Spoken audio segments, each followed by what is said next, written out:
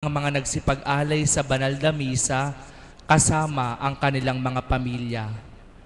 Para sa pasasalamat ni na Ginoo at Ginang Popoy de la Cruz, Ginoo at Ginang Richard Martinez, Binibining Ginina Panimbatan, Ginang Grace Cruz, Ginang Josie Diamse, Ginoo at Ginang Roberto Gonzales, Ginang Konsolasyon Sulit, Ginang Zenaida Ramos, Ginoo at Ginang Angelito Lacson, Ginoo at Ginang Romy Concon, Ginang Belia Suplito, Ginang Ani Tadeo, Ginoo at Ginang Boyet Santawana, Ginoo at Ginang Magno Gibara, Ginoo at Ginang Graciano Manyo, Ginoo at Ginang Mario Enlina Sagum, Ginang Belen de la Cruz, Binibining Queenie Malyari. Para sa kaarawan ni na Mark Ezekiel Manarang, Dolores Lagman at Emma Miranda. Para sa espesyal na intensyon ni na Aprilyn Bartolome, Ginoo at Ginang Chito Conanan, Ginang Jennifer Malyari. Isama din po natin sa ating mga panalangin ang para sa kaluwalhatian ng mga kaluluwa ni Joselito, Macario, Celestino, Clara, Fred, Beatriz, Orlando, Clemente, Lamberto, Ismael at John Victor. Magsitayo po ang lahat at masigla nating papurihan at pasalamatan ng ating Panginoon sa pamamagitan ng banal na misa na pangungunahan ng ating Kura Paroko, Reverendo Padre Pete Sichon.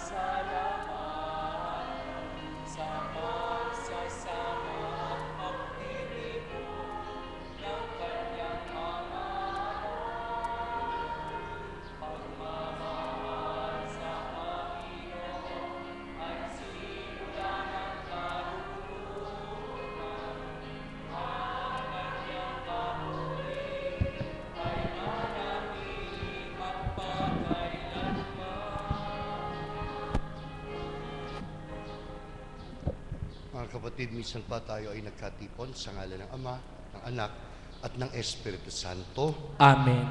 Sumainyo ang Panginoon. At sumainyo rin. Magandang gabi po sa inyo lahat. Magandang gabi. Sige po, ibati niyo uli lahat ng mga...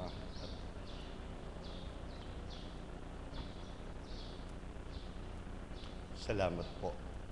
Sa banal na misang ito, pasasalamat ang ialay, ipagkaloob at ibigay sa Diyos Ama sa magandang pakay pa rin ng kanyang misyon na gawing ganap ang kanyang kaharian dito sa sangkalupaan. Ako at ikaw ay may parte na dapat gawin upang maging buo, kumpleto at ganap ang pag-iral ng ating Panginoon dito sa mundo. Hilingin ang kapatawaran sa Diyos Ama sa mga pagkakataong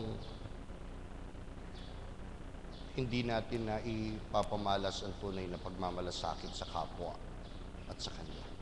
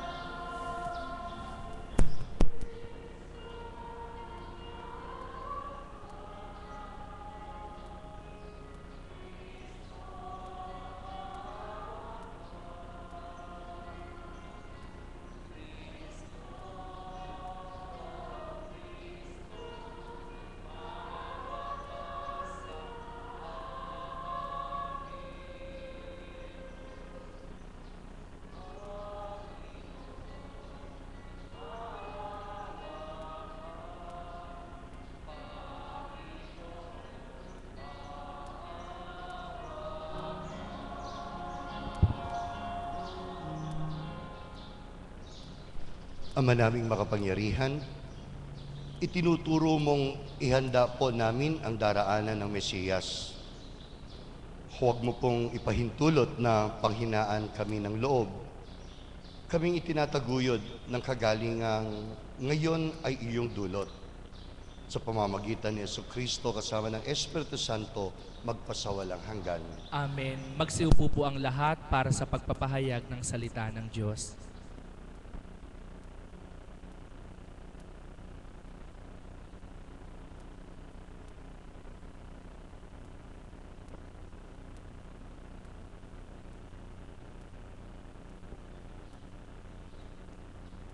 Ang salita ng Diyos mula sa aklat ng Deuteronomio. Nagsalita si Moises sa mga tao, "Ngayon, mga Israelita, upang mabuhay kayo ng matagal at makarating sa lupaing ibinigay sa inyo ng Panginoon, unawain ninyong mabuti at sundin ang tuntuning itinuturo ko sa inyo. Ngayon nga itinuturo ko sa inyo ang mga tuntuning ito upang sundin. Unawain ninyo ito at sunding mabuti. Sa gayon, makikita ng ibang bansa ang inyong karunungan at lawak ng pangunawa. Sa gayon, hindi nila mapipigilang sabihin ang ganito, ang bansang ito'y matalino at may malawak na pangunawa. Sinong Diyos ng ibang bansa ang handang tumulong anumang oras liban sa Panginoon? Aling bansa ang may tuntuning kasing inam ng mga tuntuning ibinibigay ko sa inyo ngayon? Ngunit kaiingat kayo, ang mga bagay na inyong nasaksihan ay huwag ninyong kalilimutan o ipagwawalang bahala habang kayo'y nabubuhay. Ituro ninyo ito sa inyong mga anak at mga apo." Ang salita ng Diyos. Salamat sa Diyos.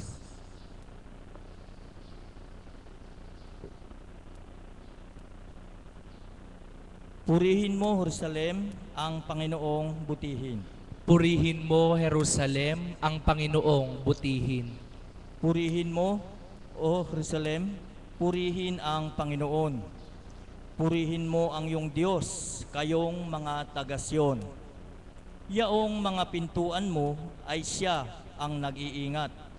Ang lahat ng inyong lingkod ay siya ang nagbabasbas. Purihin mo, Jerusalem, ang Panginoong butihin. Ginagawang matahimik yaong mga hangganan mo. Bibigyan kang kasiyahan sa kaloob niyang trigo. Kung siya ay naguutos, agad itong natutupad. Dumarating sa daigdig na hindi na nagluluwat. Tugon. Purihin mo, Jerusalem, ang Panginoong butihin. Kay Jacob niya ibinigay ang balita at pabilin. Ang tuntunit mga aral ibinigay sa Israel. Ang ganitong karapatan ay wala ang ibang bansa, pagkat hindi nila hatid ang utos na itinakda. Purihin ang Panginoon. Purihin mo, Jerusalem, ang Panginoong butihin. Magsitayo po ang lahat bilang pagpupugay sa mabuting balita ng ating Panginoon.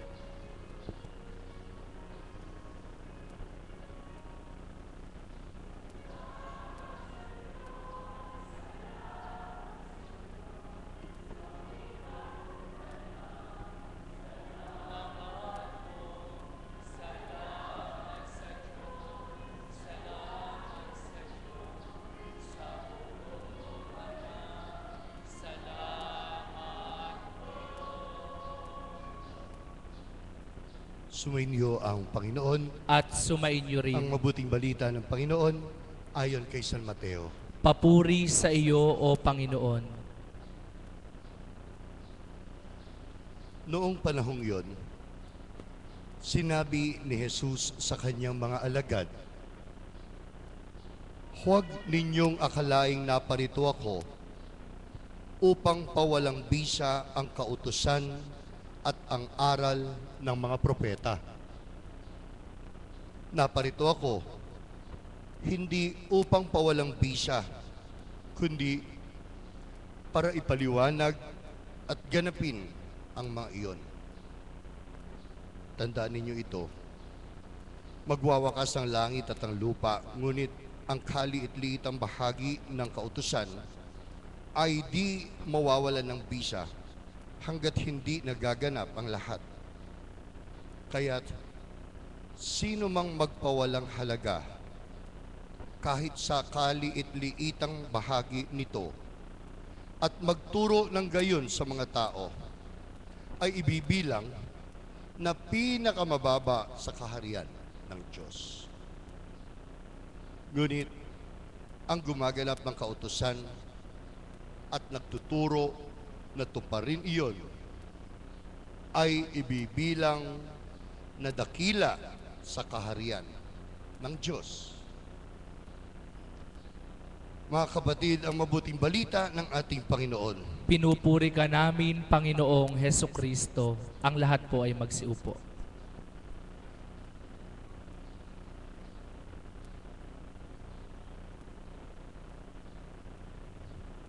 Minsan pa, magandang gabi po sa inyo lahat. Noong pang, ano na ba ngayon? Miyerkules, tama. Nung Lunes pa, hinahanda ko na lahat ng mga humilya, ninilay. Umabot ang oras na to, hindi ko naihanda ito. Kaya inaamin ko sa mga panyayas. Ayaw kong nakokonsensya ako. Hindi.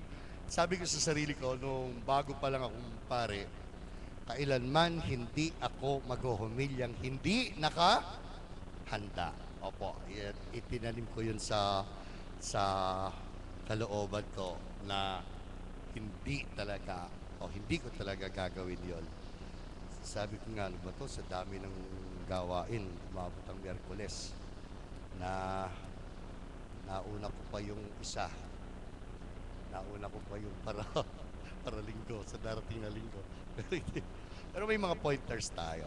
May mga pointers tayo dito. Kaya pagpaumanhin ninyo. Dalawa lang naman ang pumasok na noon sa loob ko kung ano ba talaga gusto mong ipaabot sa amin sa banal na kasulatan ito. Dalawa lang naman ang nakita kong maganda nating pagnilayan. Una, isang tanong, isang sagot.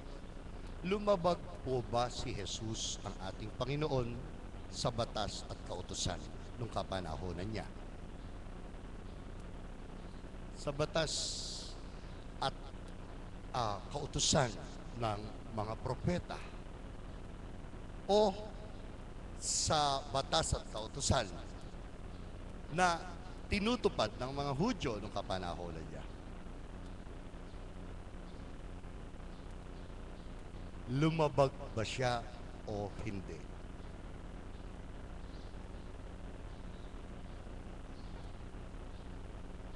Di ba mahirap yan, ano? Hirap eh. Simple lang po. Noon may batas na papagbanalin mo ang araw ng Sabat o pagsamba. Kailan daw papagbanalin? Ang isang tawag doon, it entails that you should not do anything that has something to do with burden in you. Kahit ito po papagbanalin mo raw ang araw ng Sabat. Kaso, noon, ang pagpapabanal sa Sabat, ang ibig sabihin, huwag na huwag kang gagalaw. Upo lang. Ari ko, yung laki na tiyan ko. Upo lang. Kahit po isang daliri lang ang nabigatan sa pamamagitan ng iyong isang gawa, yun ay paglapastangan. It is irreverence for God. Yun ang batas noon. Nang gamot ang ating Panginoong Hesus sa araw ng Sabat.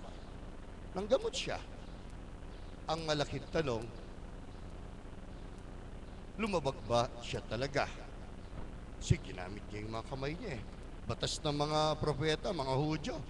Kailangan daw, sabi ng mga Pariseo at Eskriba, kahit isang daliri mo lang, hindi dapat mabigatan. Eh si Jesus nabigatan, buong katawan. Ang napakabigat po ng panggagamot. Opo, napakabigat. Ako hindi ko kaya ang healing, ang paghihil kasi po mahina ako, naa-absorb ko. Kaya ako yung parang nabibigatan.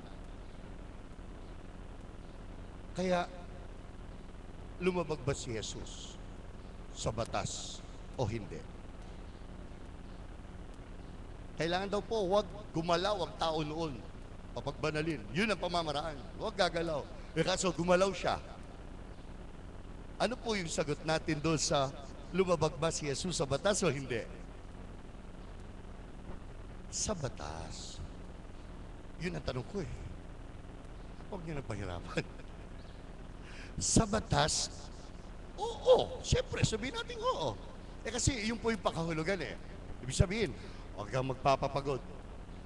Huwag kang magbubuhat ng anumang mabigat o gagawa ng mabigat. Eh, napakabigat na ginawa niya. Sa batas ng tao, siya ay lumabag. Pero, ang sinasabi po natin sa banal na kasulatan, hindi naman talaga paglabag ito kung ano ang ibig sabihin. Halimbawa, mamamatay ang tao, kailangan mong gamutin. Gagamutin mo ba siya o hindi? Gagamutin. Sabi nga niya, yung kalabaw mo na malapit na sa bangin, sabat ngayon, hindi mo ba sasigipin ang likha o ang alaga mo o kahit hindi mo halaga. Ililigtas, sasigipin. Sabi pa nga nananahiraw, umabot ng hating gabi, yung pananahi. Yung pananahi po kasi nila noon, hindi naman kagaya ngayon. Ngayon may mga padron na sinasabi. Eh noon,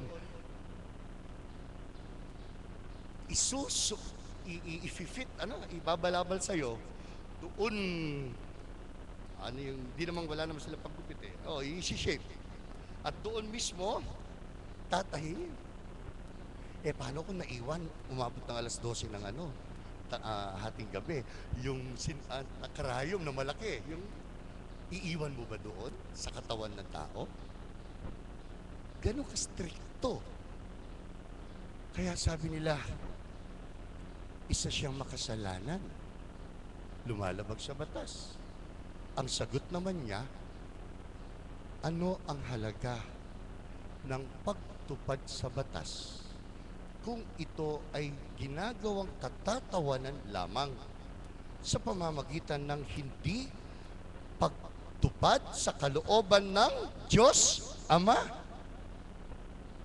Mga kapatid, ang ating Panginoong Hesus, ang isang magandang pag-uugali po niya, wala nang ibang batas sa Kanya kundi ang batas ng Kanyang Ama. Ito ang mabuting balita. Ito po ang tama. Ito ang totoo. Ito ay banal. Anumang kautusan, kailangan kabanalan ang kanyang kinauuwian o kahihinatnan. Ito po ang unang, sabi ko nga, pointer lamang. Ano man ang batas na ating tinutupad at sinusunod, ang kahihinatnan po kailangan nagiging banal tayo. Kailangan nagiging mabuting tao tayo. Kailangan nakakapagpabuti tayo. Sabi ko nga po, Tatay Opring, tawag dito, recollection, Lenten recollection po sila. Sa kasamaang palad, ako yung sa Vicaria, lahat ng EMTC. Sa kasamaang palad, ako yung naging speaker nila. Ang bigat pa man din po nung topic nila. Topic ang mga laiko, the laity, kayo po, mga misyonero sa kasalukuyang kapanahunan, mga banal na misyonero. Kabanalan, pag-uusapan. Allergic ako. Hindi ko alam ang kabanalan, kakot sa kanila. Hindi lang po yun.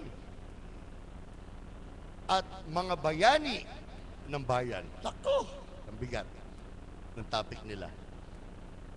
How to integrate holiness and sabihin natin yung pagiging hero o bayani. Isang tanong po ang panimula sa kanila. Tanong ko, gusto niyo bang maging banal at bayani? Ang sagot nila, oo. Ano ang maaaring unang gawin upang maging banal at same time maging bayani?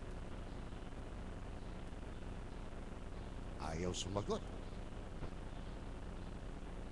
Pagdarasal, sabi, oy, banal yan. Sa pagdarasal nga lang, pwede kang maging bayani rin. Bakit? Kasi it's the highest form of sacrifice Yung oras mo sa pamamagitan ng pagdarasal. Sinabi ko lang, una, follow any traffic rules. Follow any traffic rules. Driver ka, huwag ka sumingit. Bakit? Bakit hindi tayo dapat sumingit? Dahil, sinong driver dito?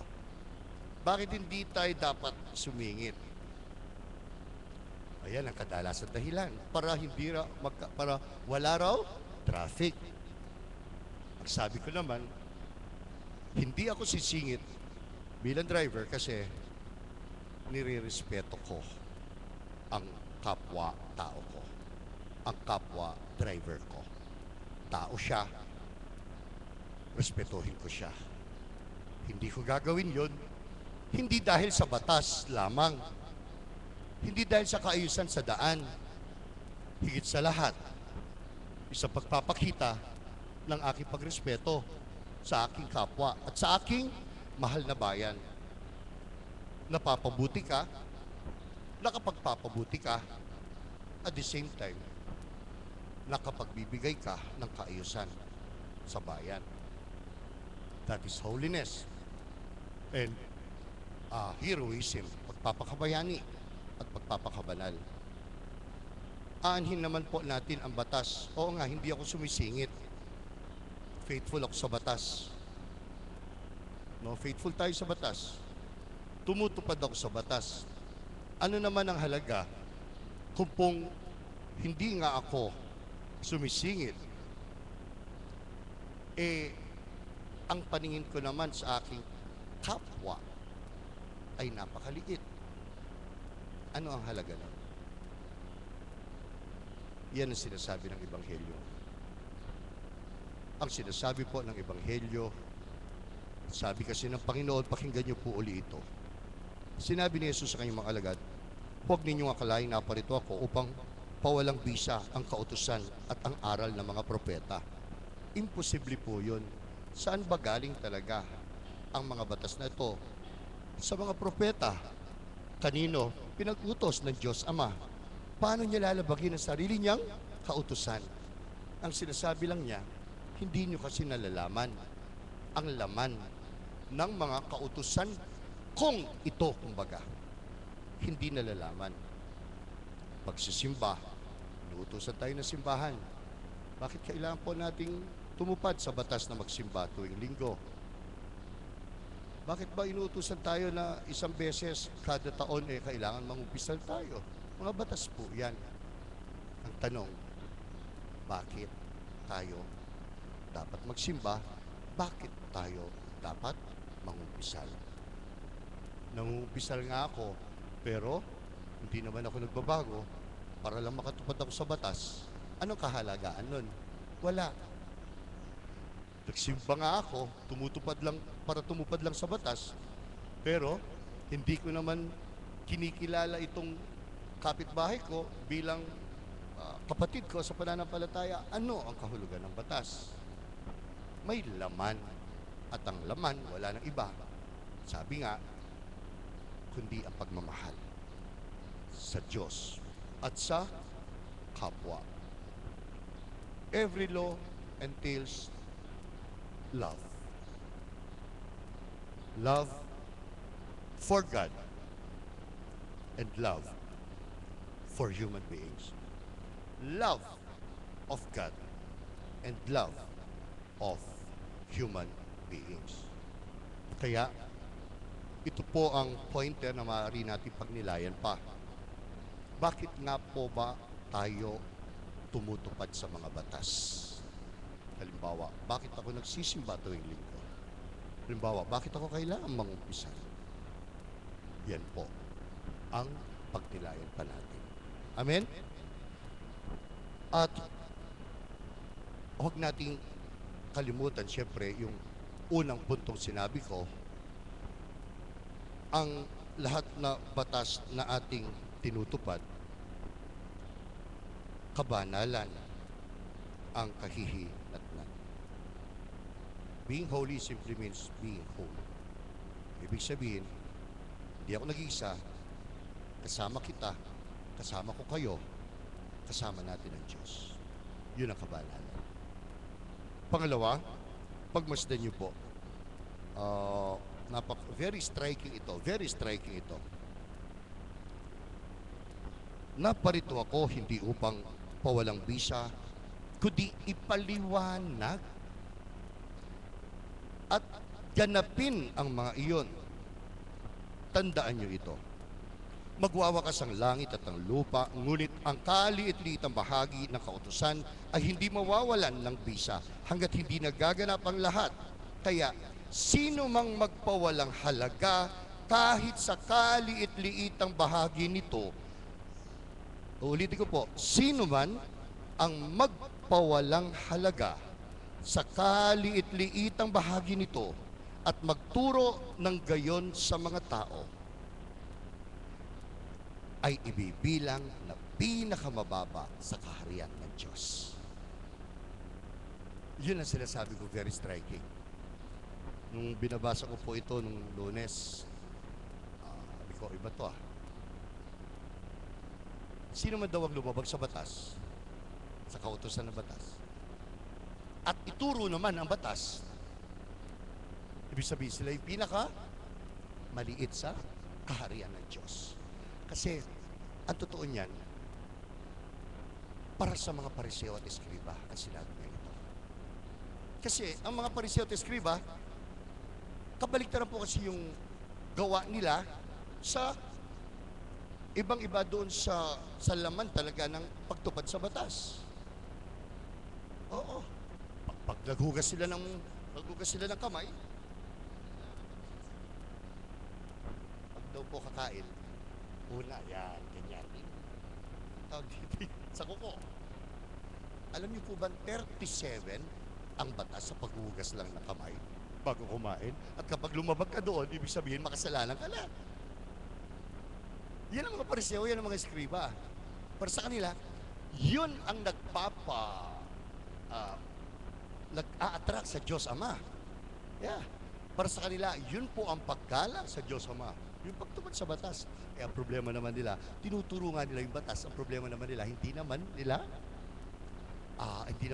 wala naman sa kalooban nila, sila ang pinariringgan at pinatatamaan kumbaga. Pero kagandahan po, alam nyo, ito yung sinasabi ko very striking.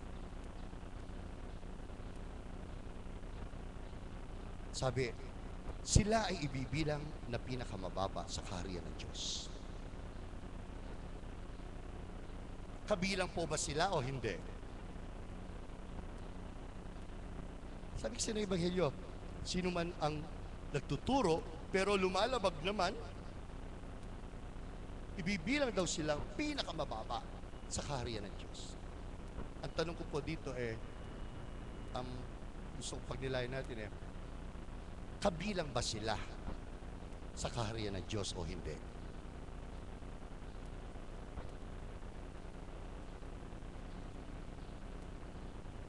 Malinaw, kabilang sila. Yung mga siraulo, yung mga gago, yung mga kriminal, kabilang lahat. Kabilang lahat. Mababa nga lang. Pero ang pinag-uusapan, kabilang. Ito yung pangalawa pong pointer na maaari natin pagnilayan. God assures us that He will not really deprive us of His kingdom. Kasiguraduhan ang sinasabi ng Panginoong Hesus dito na walang makakawala sa mga tupa niya. Tayong lahat. Tayong lahat. Kaya nga, i-connecta natin doon sa una, ganun na lang po ang pagpapahalaga ng Panginoong Hesus sa kapwa-tao. Dahil sa ayaw ninyo at sa gusto, mahal ko kayong lahat. And this is the end. This is the bottom line. Minsan po, mga kapatid natin sa ibang relihiyon, ito yung problema Ito yung problema Do good, then you will go to heaven. Do bad, then you will go to hell. Ibig sabihin, isa sang Diyos na nagpaparusa. Mawawala ang tunay na kahulugan ng misyon ng Panginoong Hesus, ang Diyos na nagkatawang tao, kung namamarusa ang Diyos Ama. Ang ibig sabihin, na mawawala ang pagtutubos niya sa ating pagkakasala. And this is the very essence of Jesus Christ's mission here on earth. It is up to the extent of sacrificing His own Son just to save us.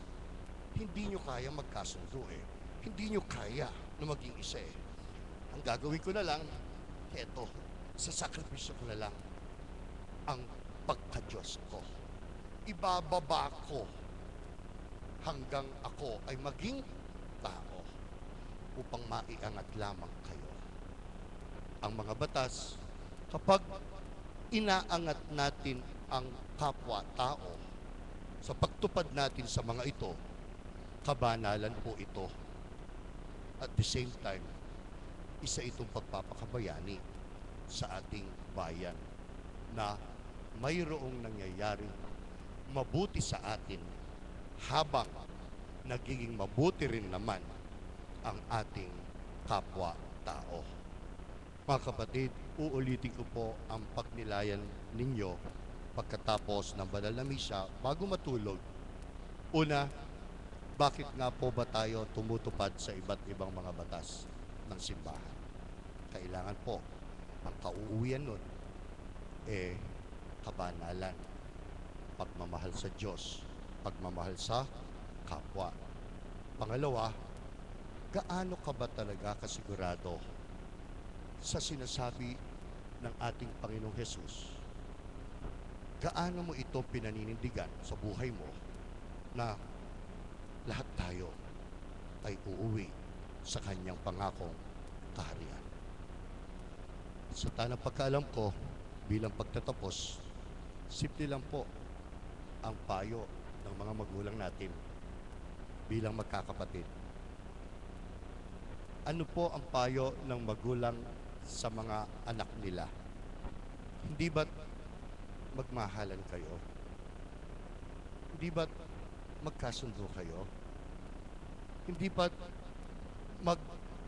suportahan kayo? Ang Diyos natin ay isang Ama na mayroong din pangarap upang lahat tayo ay umangat. Kaya, kung ang tinanong ko po kanina, lumabag ba sa batas si Jesus o hindi? Ang panghuling tanong na lang, ituturing mo ba talagang Panginoon ang Diyos mo? Oo o hindi? Sa ganitong pamamaraan, makikita po natin ang isang Panginoon na buhay sa ating piling. Amen. Palakpakan po natin ang ating Panginoon. Magsitayo ang lahat at ipagpatuloy ang pananalangin. Hindi lang sa ating mga sarili, kundi sa buong sambayanan. At ang bawat kahilingan ang inyo pong itutugon.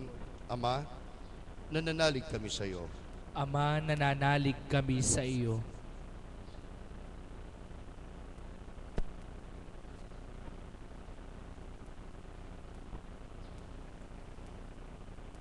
Upang ang inang simbahan, lalo na ang Santo Papa at ang mga obispo, ay maging tunay na halimbawa ng Kristiyanong pamumuhay at paglilingkod, manalangin tayo sa Panginoon. Ama, nananalig kami sa iyo. Upang tulungan ng mga bansang nakaririwasa ang mga bansang nababaon sa utang, na makaraos sa nakasusupil na kahirapan, manalangin tayo sa Panginoon. Ama, nananalig kami sa iyo. Upang ang mga nalululong sa masasamang bisyo at ang mga nabubulagan ng kanilang mga kasalanan ay mamulat sa pagbabagong buhay at pagbabalik loob sa Diyos, manalangin tayo sa Panginoon. Ama, nananalig kami sa iyo. Upang ituring natin ang ating mga sarili ng mga taong nangangailangang magtika lagi sa ating mga kasalanan at upang huwag nating sayangin ang panahong ito ng paghahanda para sa Pasko ng pagkabuhay, manalangin tayo sa Panginoon. Ama, nananalig kami sa iyo. Hilingin niyo na po ang inyong sariling pangangailangan.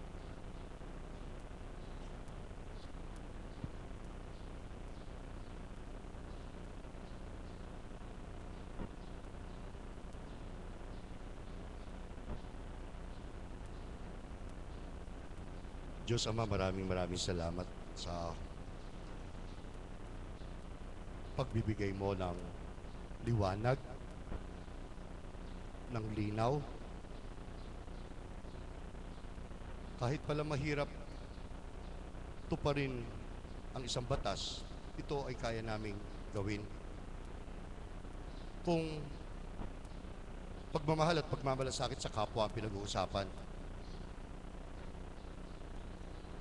ang mga batas pala na yung ipinatutupad ay para sa amin din naman. Hindi upang magkaroon ka ng malaking pangalan. Hindi upang ipakita mo ang iyong kapangyarihan, kundi ipadama mo ang tunay na kahulugan ng iyong pagmamahal. Masakit nga naman magpatawad sa asawa, sa anak na nakasakit. Pero gagawin namin ito dahil mahal namin sila. Mahirap tanggihan ang iyong pagmamahal, Panginoon. Kaya't hindi rin naman namin kayang tiisin na ipagkait ito sa aming mahal sa buhay. Gabayan mo po kami, palakasin at patatagin upang may sa katuparan at maging ganap ang iyong banal na kalooban. Nihiling po namin ito sa pamamagitan ng Kristo kasama ng Espiritu Santo magpasawalang hanggan. Amen. Amen. Magsiupo po ang lahat para sa pag-aalay.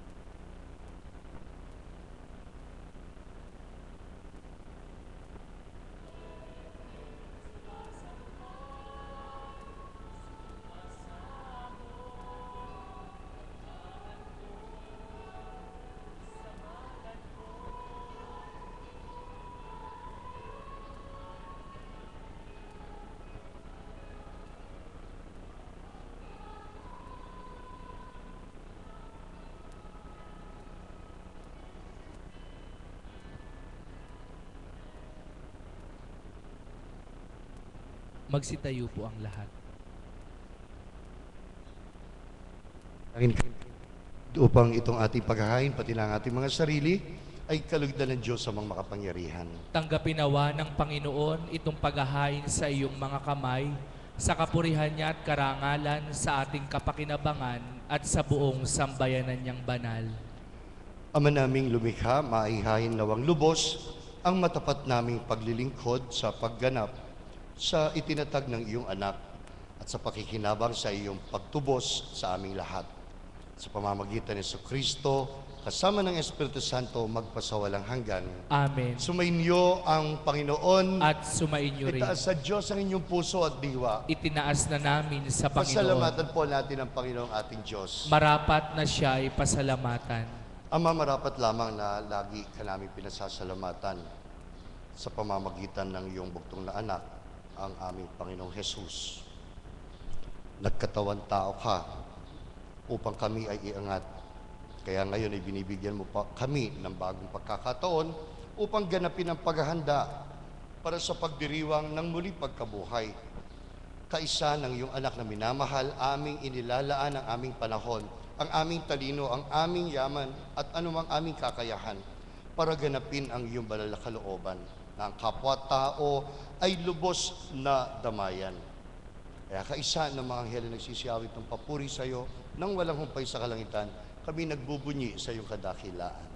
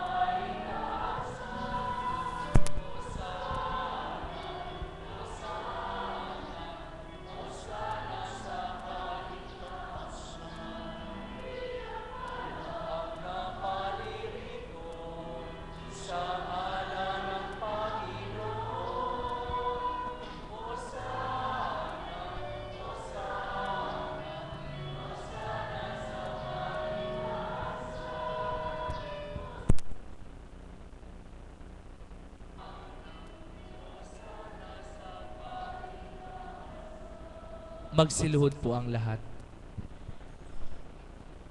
Ama naming banal, ikaw ang bukal ng tanang kabanalan. Kahit sa pamamagitan ng iyong Espiritu, hinihiling namin na gawin mo pong banal ang mga kaloob na ito upang para sa aming mga anak mo na iyong tinipon ngayong gabing ito ay tunay na maging katawan at dugo ng aming Panginoong Jesucristo. Bago niya pinagtiisan ng kusang loob ang pagtubos niya sa atin, kinuha niya ang tinapay, pinasalamatan kanya, Ama. Hinati niya iyon at iniabot sa kanyang mga kaibigan na sabi, tanggapin ninyo lahat ito at kanin. Ito ang aking katawan na ihahandog para sa inyo.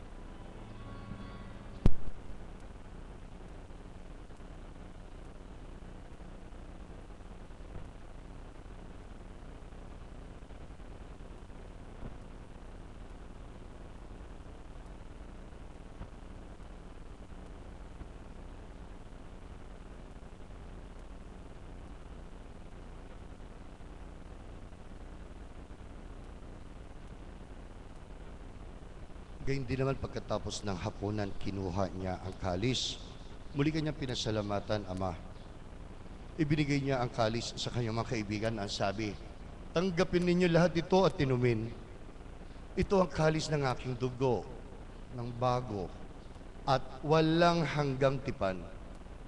Ang aking dugo na ibubuhos para sa inyo at para sa lahat. Sa pagpapatawad ng mga kasalanan, gawin ninyo ito bilang pag-alala sa akin.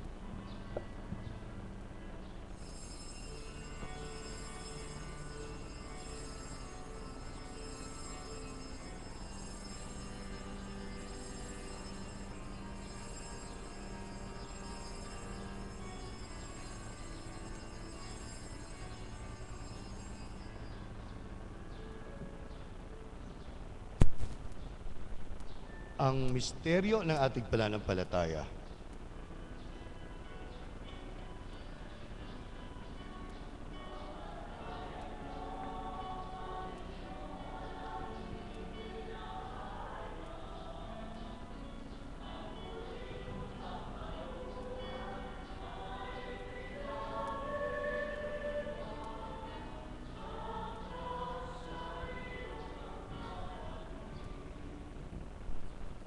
Ama, ginagawa namin ngayon ang pag-alala sa pagkamatay at muling pagkabuhay ng iyong anak.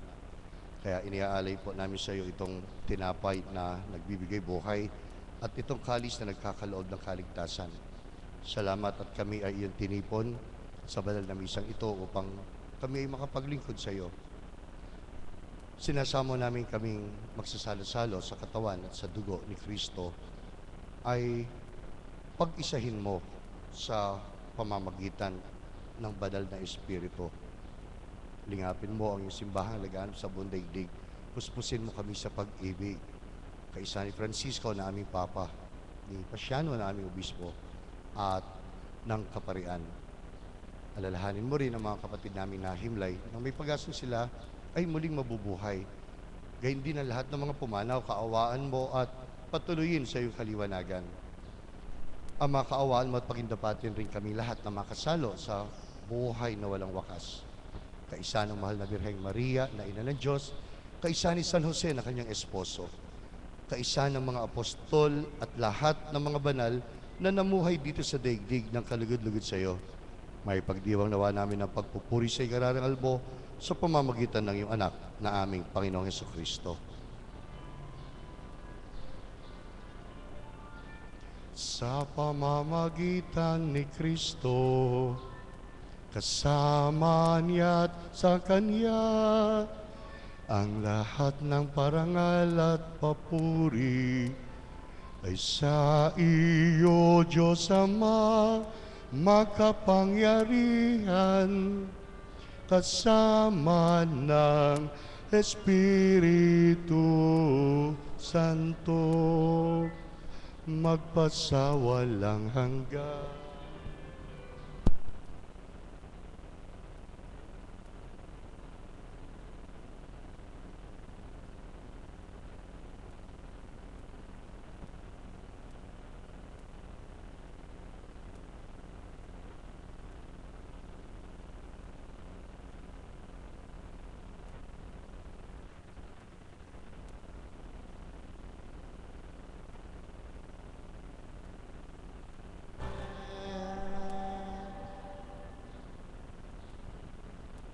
Parang tayong mga magulang, ayaw natin sa ating mga anak na may napag-iiwanan.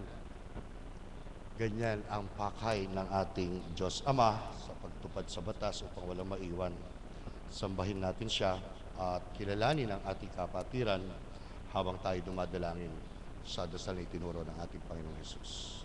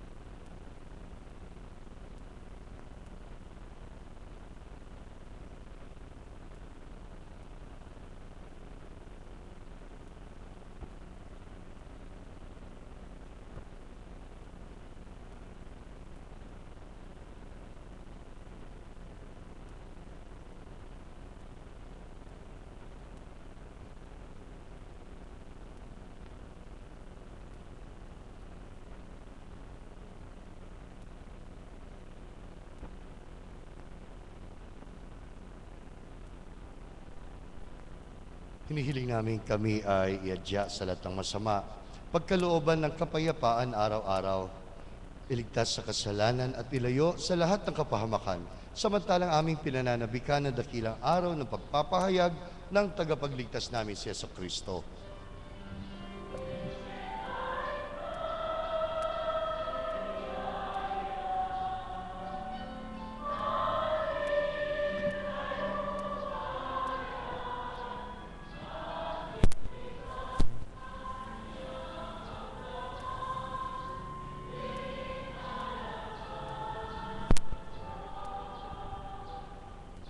Panginoong Jesucristo, sinabi mo sa iyong mga apostol, kapayapaan ang iniiwan ko sa inyo, ang aking kapayapaan ang ibinibigay ko sa inyo. Panginoon, tunghayan mo pananampalataya ng iyong mga anak, at huwag ang aming mga pagkakasala. Pagkalooban mo kaming lahat ng kapayapaan, ng pagkakaisa, pagkakaintindihan, ayon sa iyong kalooban, kasama ng Espiritu Santo magpasawalang hanggan. Amen. Ang kapayapaan ng ating Panginoon ay laging sumainyo. At sumain niyo rin. Magbigayin po kayo ng kapayapaan. Kapayapaan sa inyo lahat. Kapayapaan po.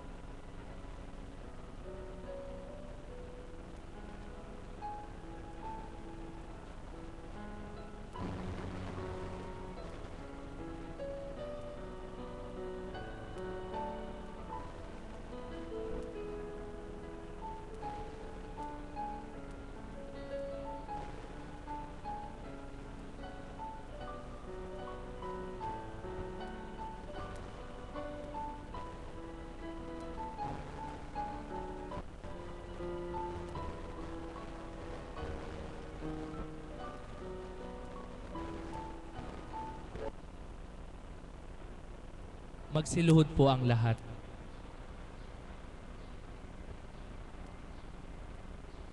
Mga kapatid, mapalad nga tunay ang bawat isa sa atin. Puno ng laya. Bawat isa. Malaya nating tarukin, malaya nating damhin ang tunay na kahulugan na mabuting gawain o pagtupad sa batas. Wala na iba kundi ang makatagpo, makasama, makapiling siya sa ating pang-araw-araw na gawain. Kaya pinapalakas niya tayo lagi sa kanyang banal na hapunan. Panginoon, hindi ako karapat-dapat na magpatuloy sa iyo, ngunit sa isang salita mo lamang ay gagaling na ako.